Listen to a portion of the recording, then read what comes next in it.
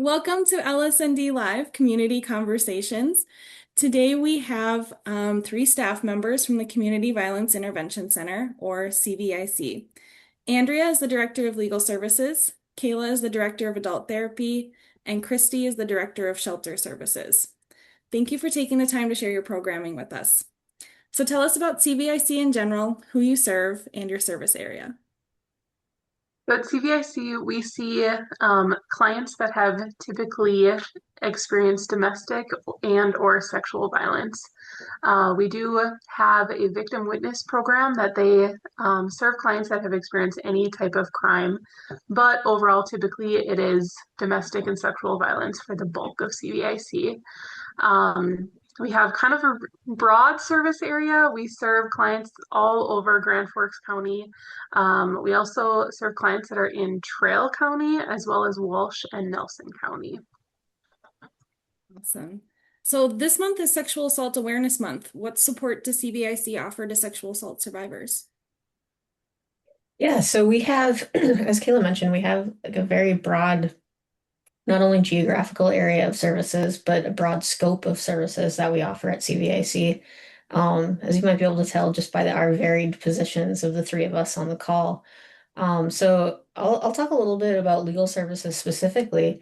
And with that, there are some really specific services we can offer to victims of sexual assault, survivors of sexual assault. One of those would be sexual assault restraining orders.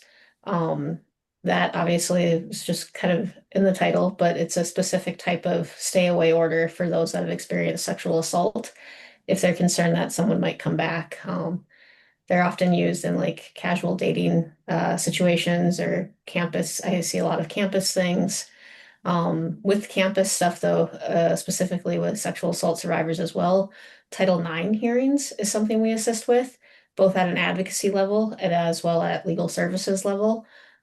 Really just supporting the client in whatever they need through that process, because that can be incredibly scary as well when you're on campus and that's kind of your entire world at that time and something happens. As along with that, we also, with legal services, offer civil legal services. So for survivors of sexual assault, that could be getting a divorce. If something happened at work and they were assaulted, it could be employment help. If it's something, if it happened at their apartment and they need to change housing, that's something we potentially could assist with. Really just anything in the civil world that we can assist with, we'll try to assist with, because as we know, sexual assault can affect really any and all aspects of people's lives. It's not just divorce and custody. It's like I said, Title IX, housing, employment, really just kind of all of those ways. Yeah, I'll let Kayla and Christy talk a little bit about their specific programs. Christy, why don't you go first? Yeah, sure.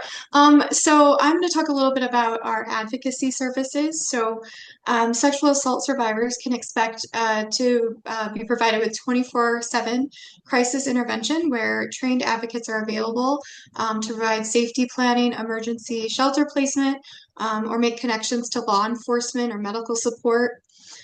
During business hours, we are available for long-term safety and stability services, such as ongoing emotional support, self-sufficiency skill building through career and education counseling, financial planning and assistance, and housing assistance. Our advocacy team has resource lists to connect clients with other organizations and can also help with referrals to CVIC's legal services and therapy.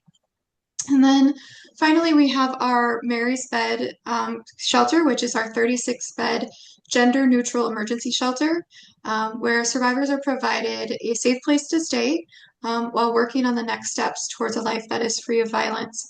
We're located in a confidential location and staffed 24/7, and clients are provided the safety and security that they need, as well as the individualized support each survivor needs during that time.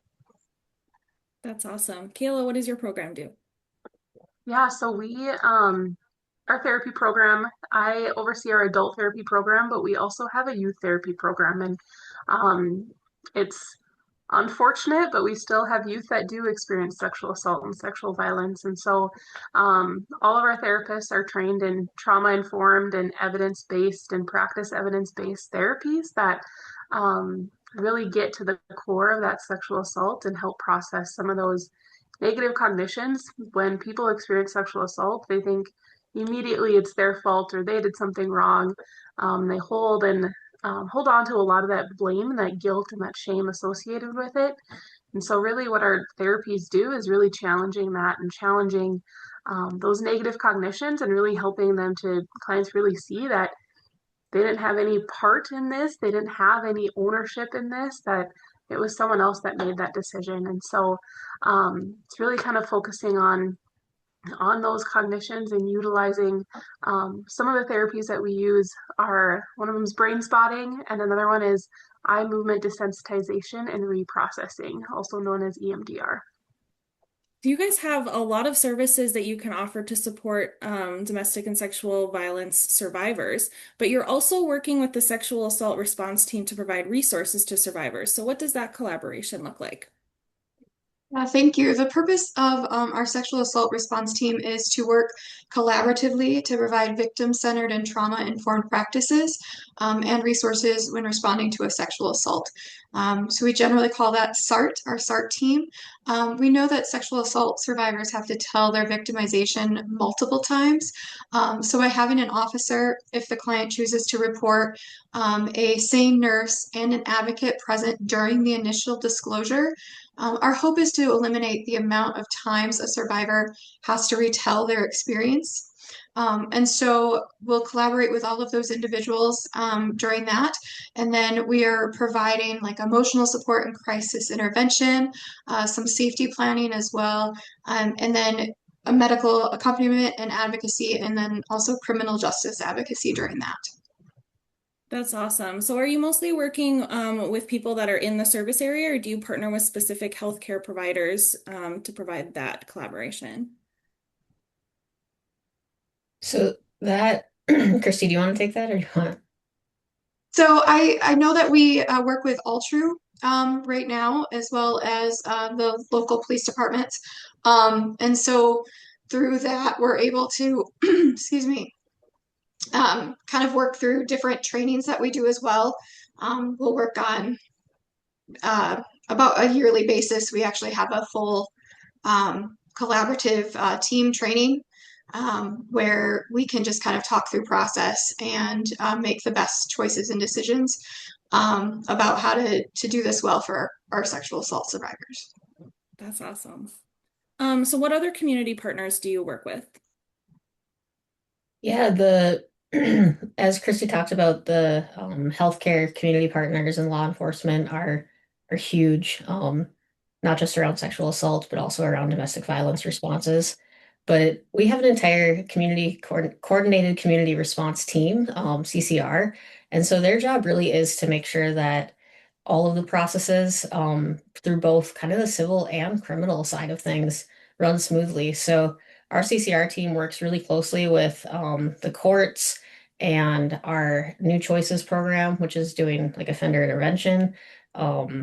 We have a domestic violence court actually here in town, and that's all really housed and run by our CCR program. Um, and then sorry, I lost my train of thought. I'll throw it to Kayla to talk about the schools a little bit. Oh, that's okay. So as we mentioned, we see and our service area is very much like Grand Forks County as well as surrounding counties. And part of those surrounding counties are those smaller rural communities. Our youth team is in and out of all of Grand Forks Public Schools, as well as a variety of the rural schools.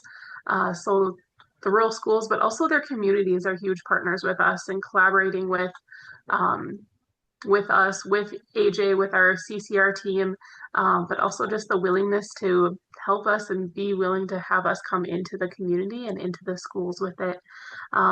As well as Andrea had mentioned earlier that she has quite a few college cases that she might see for some sexual assault cases. So we really work closely with UND. We have an advocate on UND's campus, as well as a prevention and education specialist out there that goes in and they teach different curriculum and have different programming available for UND students too. So those are kind of some of our bigger partners and bigger collaborative agencies too that we work with. And That's then, awesome. oh, I'm sorry, I just had another thought that we also have rural advocacy available. And so we actually are able to send our advocates, and even potentially like some legal services staff out into smaller communities in the area to meet in safe locations in those communities. So I know Larimore specifically, we have a safe meeting spot. I believe I'm blanking on the names now, Lakota maybe? Yes. Yeah, and I know there's others. Obviously that's not my day in and day out, but that's a really unique program that we have, where we actually are meeting clients kind of in their community in a safe spot for them, where they don't have to travel all the way into Grand Forks. We know transportation is a huge barrier in this area. So to be able to provide those spaces, but that relies heavily on community partners in those communities as well, to provide those safe meeting spots. That's really cool. So if there was a community-based organization that you're not currently working with that would like to partner with you or simply just make referrals to you if they're also working with people that might have experienced sexual or domestic violence, how can they contact you? How can they make referrals to your organization? Yeah, so I would just say that any organization that wants to like partner with our organization should absolutely just give us a call.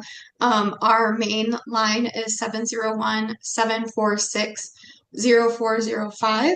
And then if they are referring a survivor, survivors can actually connect directly with an advocate by calling our crisis line. So they can be reached at 701-746-8900 or toll free at 866-746-8900. And during regular business hours, they can also come to our main office, which is located at 211 South 4th Street in downtown Grand Forks. Awesome. Do you have any last pieces of information that you would like to share with us in our conversation?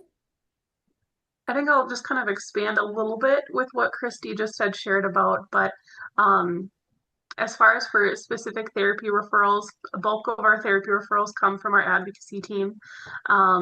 And so if clients are wanting and seeking out therapy, we do encourage them to come and speak with an advocate just because our advocacy team is so knowledgeable and has so many resources that can be available to clients. But also our therapy referral form is available on our website too, so people can just put in a self-referral that way if that is more convenient for them. And that is cviconline.org. And on that website, there's actually also a legal services referral as well. We also encourage survivors to connect with our advocacy team. But as Kayla said, if someone wants to put a self-referral in, that's available on the website as well for legal services. Awesome. Well, thank you to CVIC for the support that it provides to survivors every day. And thank you to Andrea, Kayla, and Christy for talking with us today. As I said, anyone interested in learning more about CVIC can visit cviconline.org. And to learn more about Legal Services of North Dakota and the support that we provide to domestic and sexual violence survivors, please visit lsnd.org.